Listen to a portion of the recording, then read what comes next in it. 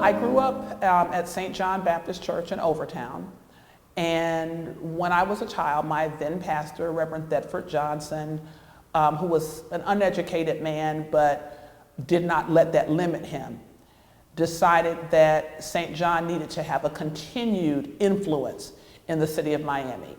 And so our church created a fellowship hall, which was then known as Johnson Hall.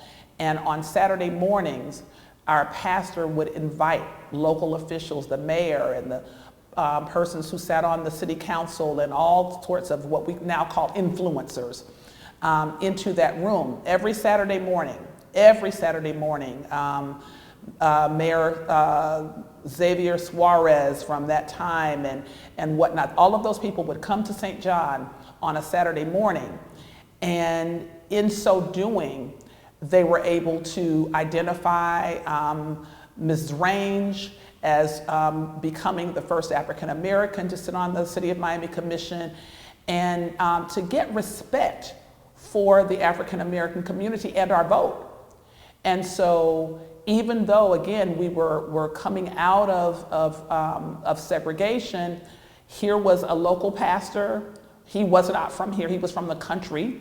He came, from a country town to Miami, and yet he took advantage of that opportunity to gain influence not only for himself, but for African Americans, and to make our community a better place. Since I have been a child, I was born in 1965, Overtown has been pretty much what we see now. It did not have a lot of businesses because the I-95 had come through and had separated Overtown, had taken away a lot of the single family homes, had an impact on Booker T. Washington Senior High School.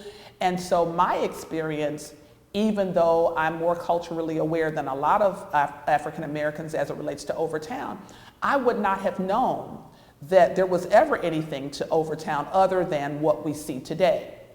And so hearing the legacy, hearing the story of Judge Thomas, and realizing that no, African Americans, Judge Thomas had his own office, beautiful building which is still standing. He had his own law office, and next to my church, Dr. Smith had his own medical practice, and in Overtown there was a hospital. African Americans had our own hospital, Christian Hospital, a few blocks from my church.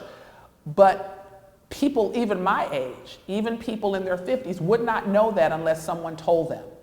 And so it's important for us to get that message out so that children who are growing up in Overtown now, or other African Americans throughout our community, will realize that we have done wonderful things and that we're capable of doing wonderful things, even though now, we're living in suburbs, and some of us living outside of Dade County. Nevertheless, there is strength within our community.